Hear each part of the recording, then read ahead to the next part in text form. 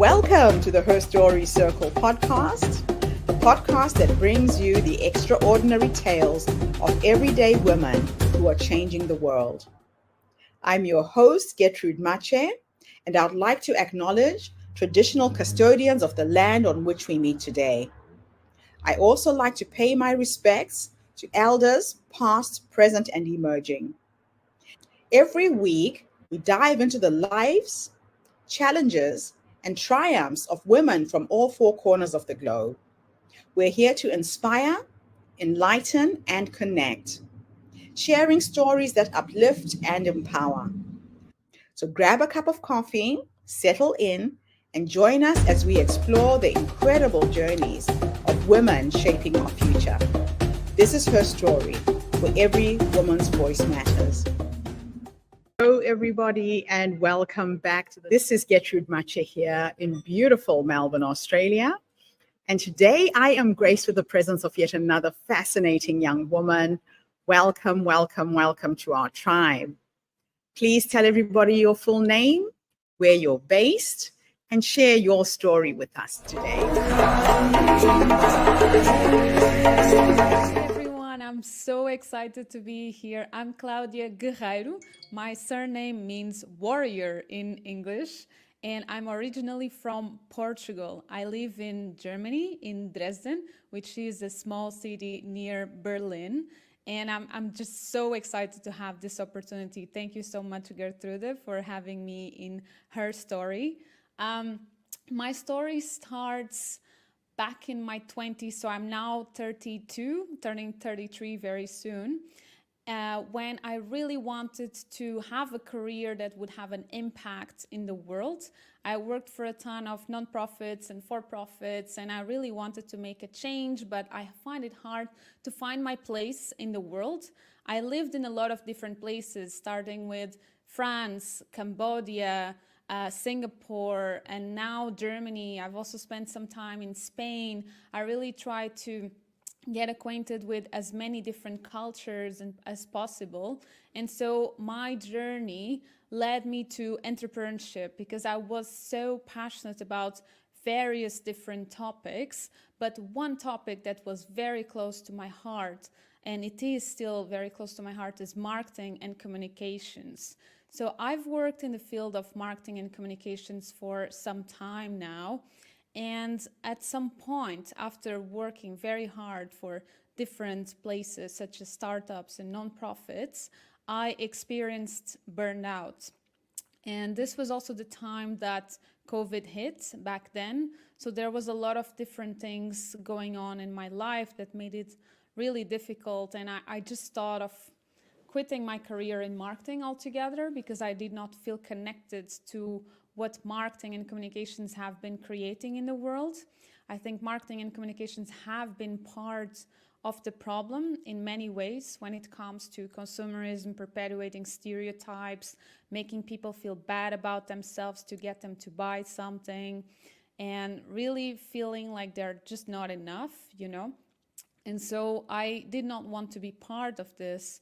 And so after some time, taking a career break where I really reflected what I wanted to do next, it led me to the part to be an entrepreneur, you know, to change things. So instead of like quitting my career altogether, I decided to I decided to make a change in the marketing industry. And that's when I started to talk about conscious marketing. So conscious marketing is all about using the power of marketing and communications as a force for good in the world. We believe in nurturing relationships. We believe in building relationships with others. So it's not about rushing to get the sale done whatsoever. It's really about planting seeds and taking the time to nurture them so that we can collect the fruits later on. So we are not rushing to pick up the fruits. And this is a very important mindset, you know. We really want to change this idea that quick wins is all that we must do, and that we have to make others feel bad about themselves to get them to buy something. We believe in the power of like non-violent communication, inviting people to be part of this journey and getting them acquainted with our businesses, with our nonprofits, or whatever organization we are helping. And so after 2 years of working on my own as a freelancer and as an entrepreneur, and helping many small businesses to change the way their marketing was done, I've decided to create the Conscious Marketing Movement, which is a global community shaping the future of marketing for a better tomorrow. So we bring together entrepreneurs and marketeers to learn, connect, and grow so that we can create social impact and profits. And so it's amazing what we are building here. I'm so excited to have over 50 members now part of the community who are co-creating better marketing practices, because nobody knows everything, and this is not a community about perfection, it's about progress. We have to come together to kind of co-create how this industry is going to change in the future, and really allow voices of the unheard to be heard, and that's why I'm so excited to be part of this podcast and be connecting with you all, because the mission of Gertrude strongly resonates with me. And yeah, it's really a pleasure to be able to talk about conscious marketing with you all.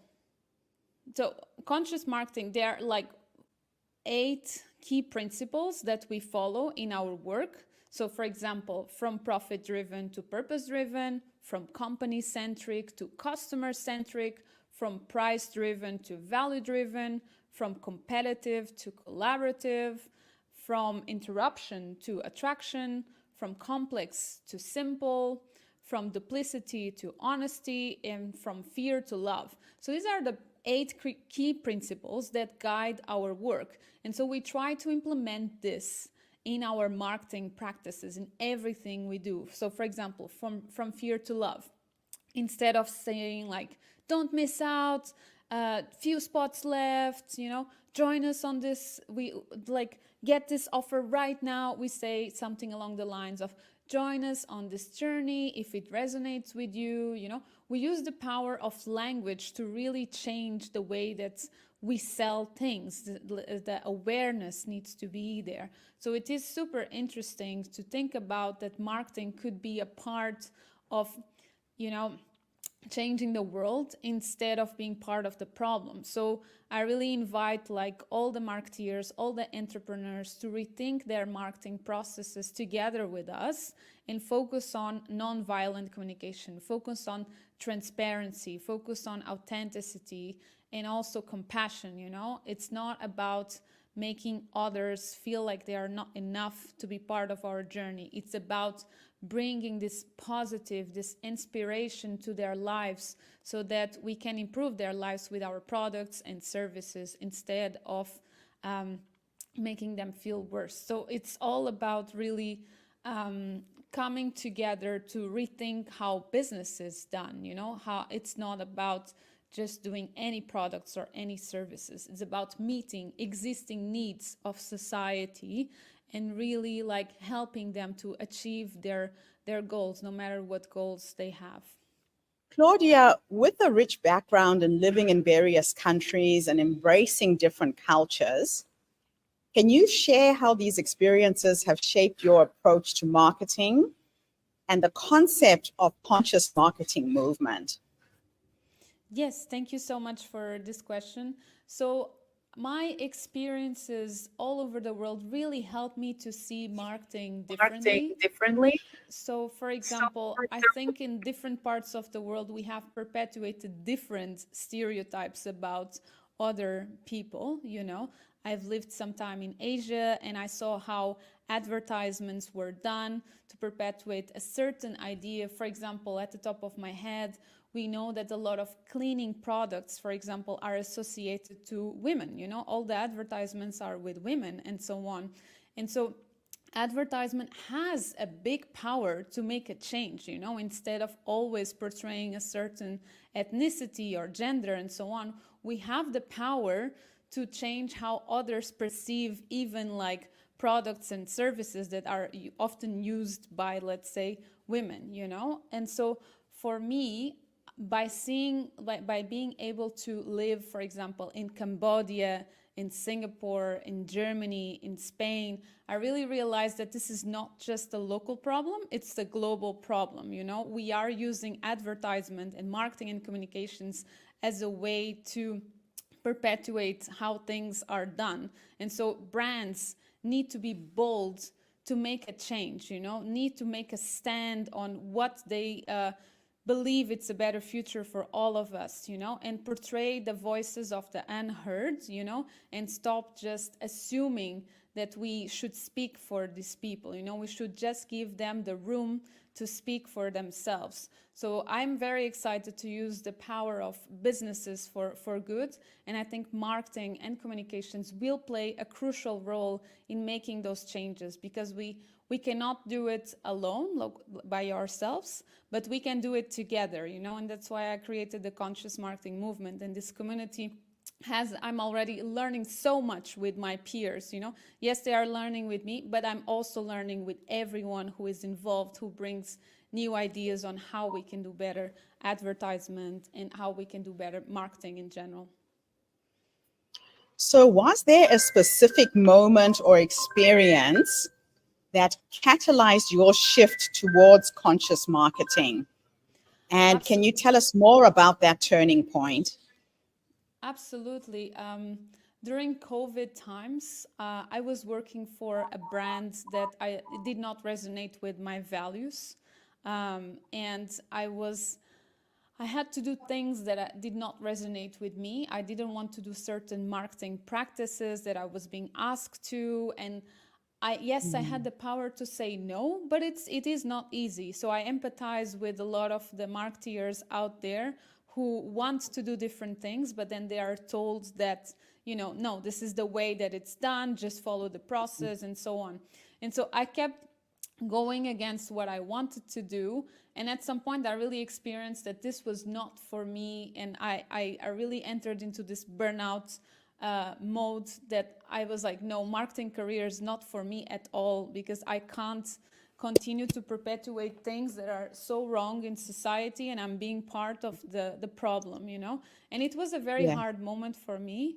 I spent 6 months like career break, so that I could kind of recenter myself and figure out what I wanted to do next. And that's when I thought, no, I am just gonna be part of the solution, and I will co-create conscious marketing with others. I will show that it's possible. We will rethink this kind of together and find ways and create case studies with small businesses, particularly because we are constantly highlighting the big corporations, you know, but I believe that small businesses will be the future of society, and we will go back a bit in time, you know, instead of relying on these big corporations, we will really support small entrepreneurs and so on. And so, yeah, so this was a turning point for me, like the burnout experience that I had, and almost giving up my career altogether, and then just deciding, no, actually, I will be part of the change, you know? And so like 2 years ago, I had only like 1,000 followers on LinkedIn, not many likes, not many comments, and still to today, there are posts that don't have a lot of exposure, but to me it was about raising my voice and showing to others that it's possible and supporting them along the process. So now I have almost 20,000 followers on LinkedIn. You know, I've gained a lot of exposure, and which I'm so grateful. And it's just like a way to show that, you know, there are other people out there in the world that believe the same, believe that marketing can be part of the change. And that makes me so inspired, you know, because back then I felt really alone, and now I feel this sense of togetherness, and that a lot of people want to participate in this and want to stop this, let's call it aggressive traditional marketing practices that are not doing any good to anyone. So my next question for you is, you've described the conscious marketing movement as a global community for purpose-driven entrepreneurs and marketers. How do you envisage this community evolving, And what key impacts do you hope you will collectively achieve? Thank you so much for this amazing question, Gertrude. So, to me, I really believe that we need to come up with a set of guidelines, of principles, of rules of how to do better marketing practices. And so, together with the members of the conscious marketing movement, we are co creating what that means. So, of course, we have some guiding principles, like I mentioned. These 8 guiding principles are our foundation, but I would love to apply this to companies, specifically to small businesses, to medium sized businesses, and show that it's possible to be successful without having to use those traditional icky marketing practices, those aggressive marketing tactics. So I'm already working with clients as well and applying this set of principles and these ideas and the positive mindset and inspirational mindset, as opposed to the fear-based and scarcity mindset. But it's gonna take us time to get there, obviously, and I really hope that we can create a way for marketeers to access their own impact, the impacts that their campaigns have. So I would love to change the industry as a whole. And the first step for us was the community, but there will be many other steps in the years to come for us to even in the future help, let's say, governments to make sure that companies, that social media platforms and so on really take care of our interests instead of only taking care of profit. So for me, the conscious marketing movement is all about merging profits with social impact. We tend to think that, when someone is doing something good for others, it should be free and we should only be a non-profit. But to me, it's about rethinking this model, because the model of the future is to be a business with purpose, a business that merges profits and social impact. And it will not be just about being a greedy corporation or a good-hearted nonprofit. We will have something in the middle, and I want conscious marketing to be the catalyst for those businesses, for businesses that have a purpose, that help society. And we will continue to see a shift in the coming years, and we hope that conscious marketing movement is a part of it. I absolutely love that. It is way overdue for us to have a paradigm shift. So, transitioning to new marketing paradigm is not a small feat. What have been the biggest challenges that you faced in promoting conscious marketing, and how have you addressed them? Absolutely. Thank you so much, Gertrude, for this question. So, one of the things that I face again and again is skepticism. So, a lot of people believe that traditional fear based marketing tactics, such as, tactics that use scarcity, for example, don't miss out on this offer, few spots left, or tactics that use like charm pricing, for example, using 999s instead of like saying 100 and things like that. So there are a lot of this, let's call it violent communication tactics that marketeers use, and they believe that it's more effective. And this is something that I'm telling again and again. No, actually, we learn better with positive reinforcement, right? It's been proved again and again that negative reinforcement in the psychology studies show that people don't learn well, when they are constantly being put down and so on. So why haven't we applied these psychological studies to marketing? That's a very interesting question that I'm trying to solve. So that's why, to me, I always need to go back to this kind of studies and let people know that no, we are here to prove that in marketing this also works, for us to have a positive mindset, for us to inspire others, for us to be a part of the conversation with them and not making them believe that this solution is for them because they are not feeling good about themselves. So how I've addressed this, I've decided to just with my own account, so by using my personal brand, I've shown that this is possible. So I've grown my account from 1,000 followers to 20,000 followers, no icky traditional marketing practices. I've been really focused on just using this, let's say, these guidelines, like these 8 conscious marketing principles to grow my account. And I'm very thankful for Caroline Tate, who wrote the book Conscious Marketing. And it's basically one of my big guidelines. I always follow her book. And it is possible. And now I've been facing less skepticism just by showing that it's possible with my own account. And now I have the opportunity to grow also businesses, using this set of principles. I'm working with a couple of businesses and I'm so excited to see them growing. And so just by having these case studies, it really shows that it's possible.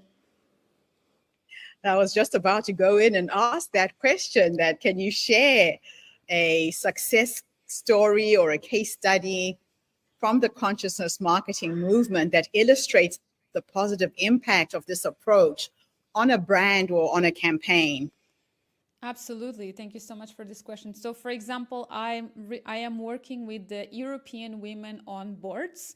One of my clients is a nonprofit organization, and we can already see the positive impact of my work together with their team. Of course, I'm not alone in this endeavor, and I'm so excited to see their community growing, their positive impact expanding. And I've worked with also plenty of other brands, more like small businesses run by women, because that was one of my key principles, that I would love to help women succeeding. I believe that many women entrepreneurs do not have the same opportunities. And so I wanted conscious marketing to be part of the solution, because they don't need big marketing budgets to succeed. So we are focused on organic marketing as opposed to advertisement. And so, yeah, I'm just so excited. I could mention a couple of my clients here. For example, I've worked with Reconsidered before. I've worked with Talis before. I worked with Remote Rebellion. I worked with Green Push. So I have plenty of clients in my range, and I'm excited to bring more on board. And of course, when it comes to the members of the conscious marketing movement, they are from everywhere in the world. We have people in the US, we have people in South America in general, people in Europe, people in Asia, people in New Zealand, people in Australia. So it's really a global problem. And I'm so excited to see that the skepticism is slowly becoming less and less, although it's still part of one of the biggest challenges that I face daily. What is exciting is once you do have those case studies, people can start believing in the results, believing in the process. So Yes. in terms of results, how does conscious marketing compare with traditional marketing strategies? And are there any metrics or indicators you focus on to measure the success? Because without data, you really don't have anything to show. Absolutely. I think this is an excellent question as well.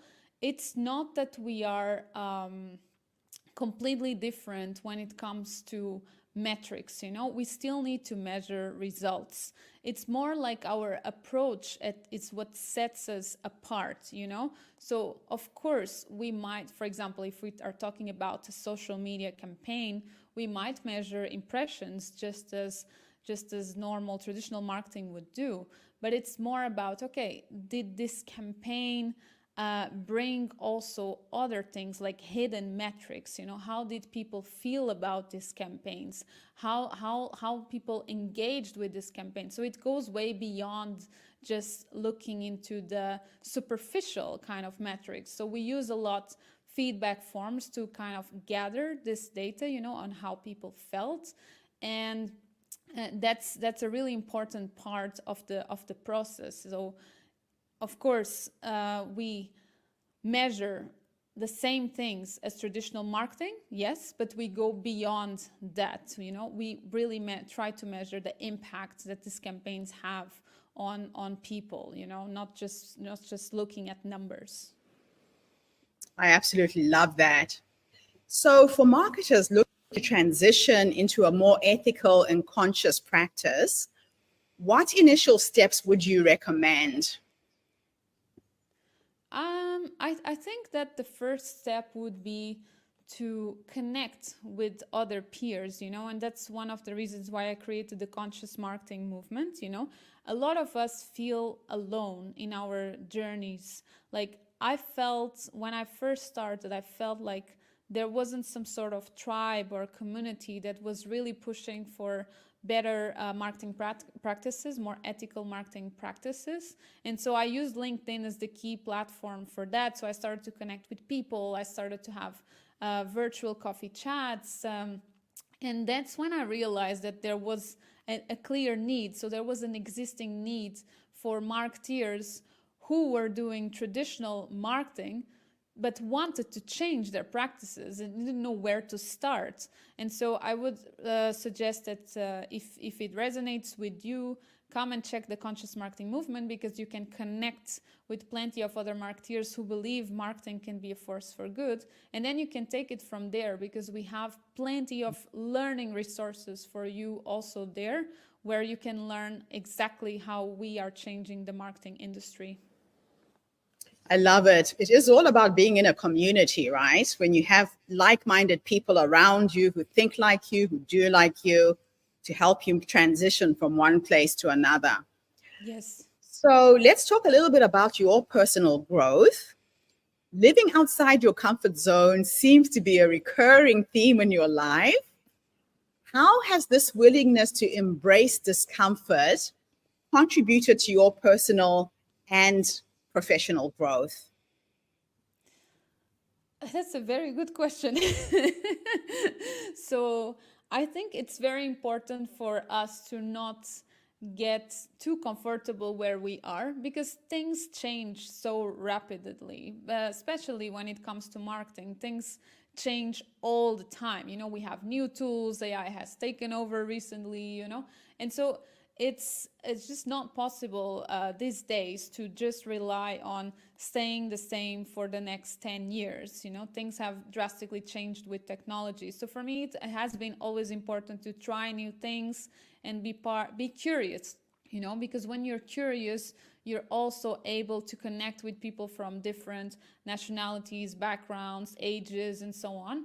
So when you don't have this like growth mindset of just trying to learn as much as possible, life becomes more difficult, because we are constantly thrown challenges that we might not be able to solve.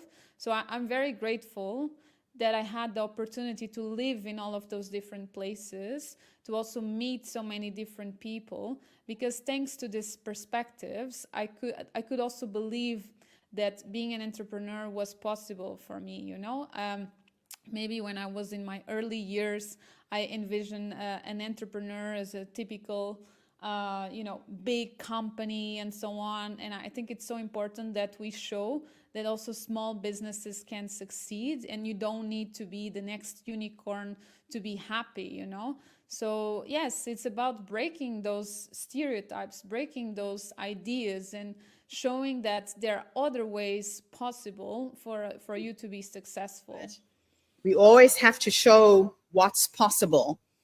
Otherwise, Yes, people don't have the evidence that it can be done. exactly. So, my final question for you is, for individuals inspired by your mission and eager to join the conscious marketing movement, what advice do you have for them to start making a difference in their own circles? Because it always starts at home with your own inner circle. Do you have a 3-step process? What advice can you give? That's amazing. Like, I have a newsletter completely for free called Conscious Marketing Insights. So if you'd like to simply just check what we are doing, that would be the first step, I would say. And also, I think it's always good to assess your own campaigns, to have a look and really look at it with this like compassion way. Like, is this post making someone feel good about themselves or bad? You know, like, would you say this to someone's face? If you aren't able to read what you wrote or whatever you have done, the image, if you aren't able to show this to someone's face, it might mean that it lacks compassion, you know? So this is the first step to really like evaluate yourself, rethink, and then we can start the conversation on how we can do better. But if marketeers cannot even like realize the problem and how much we are contributing to this terrible like mental health crisis and also the climate crisis, I think it's hard to start the conversation. So once people identify the problem, we can go to the next step of looking at the solutions, and that's where we will be very happy to welcome you whenever you're ready. Claudia, it always excites me when I find somebody who is on a vision, a mission to be the change we want to see in the world. You know, it's not enough to talk about these things. It takes a lot of courage to step up and say, this is what I stand for. This is the change that I'm going to bring about. So when we found you through LinkedIn, I was really excited to have this interview with you. So thank you so much for coming online and sharing your story. Thank you. This means so much to me. It's been wonderful. Thank you for the opportunity. It's an absolute pleasure. And what I'm hoping is that we will collaborate with you when we bring the Her Story movement to Germany later this year in September. We're planning an event. So I will be in touch with you and extend an invitation to you to be one of our speakers as well. Can't wait. That would be wonderful. Fantastic. And thank you to everybody who's tuned in today. The Her Story Circle is attracting some phenomenal women, movers and shakers in their fields. Like I said, all of us are trying to leave the planet a better place than we found it. So whether you're in business and entrepreneurship, health and wellness, family and relationships, creativity, social justice, or spirituality, come onto our platform, come and share your story. I believe that we can change the world one woman at a time, one story at a time. And Claudia, thank you again for this interview. Thank you. I'll be back again tomorrow, everybody, with yet another amazing guest. In the meantime, have a fantastic day, morning, or evening, wherever you are in the world, and bye for now. Thank you for tuning into the Her Story Circle podcast. I hope today's story has inspired you to believe in the power of our stories and the difference you can make in the world when you use your voice. I'm Gertrude Mache, and it's been an honor to share this space with you, where voices from all walks of life come together to weave a rich tapestry of diverse perspectives. Don't forget to subscribe, rate, and review our podcast to help us share these stories with more listeners. Follow us on social media by looking for the Her Story Circle podcast for more updates. And join us tomorrow for another episode filled with courage, resilience, and empowerment. Remember, your story matters, and together we're building a stronger, more inclusive world. Until next time, keep